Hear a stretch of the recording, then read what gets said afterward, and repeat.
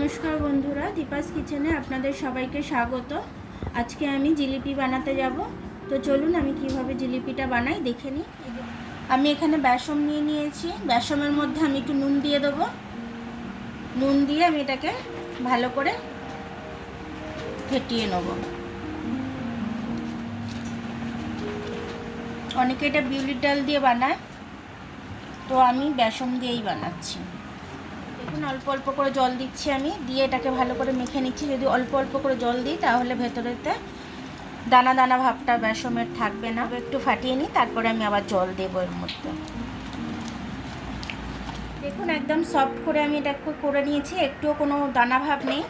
এবার আমি এটার মধ্যে জল দেব। জল দিয়ে আমি আরেকটু ফাটিয়ে নিচ্ছি এটাকে খুব ভালোভাবে।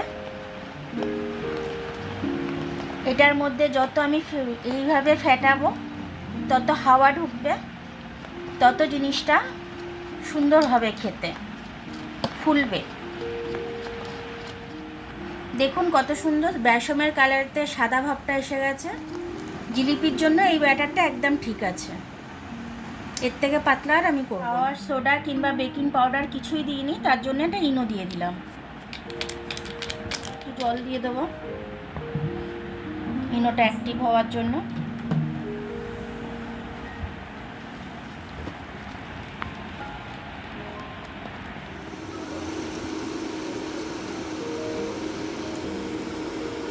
দেখুন আমি এইভাবে জিলিপিটা ভাজছি।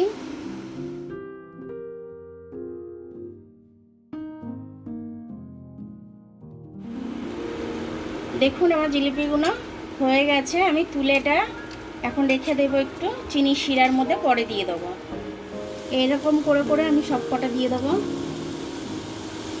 এটা যখন মুচমুচে হবে আমি তখন নামিয়ে নেবো। এটা আগে দিয়েছি, এটা একটু মুচমুচে হয়ে গেছে, এটাকে তুলে নিলাম। দেখুন চিনি শিরাটা দিয়ে দিয়েছিলাম, তার মধ্যে আমি 3টে এলাচ ফাটিয়ে দিয়ে দিয়েছিলাম যাতে একটু গন্ধটা ভালো আসে। এবার আমি এগুলো দিয়ে দিচ্ছি। জিলিপিগুলো দিয়ে আমি এবার তুলে নেব। এবার এইটা আমি তুলে নিচ্ছি, নাহলে বেশি নরম হয়ে যাবে। বেশিক্ষণ আমি কিন্তু রসে রাখছি না, কারণ বেসমের জিনিস তো সঙ্গে সঙ্গে নরম হয়ে যায়। ওই জন্য আমি একটুখানি দিয়ে একটু রসটা খাইয়ে আমি তুলে নিচ্ছি। এবার এটাকে আমি তুলে নেব।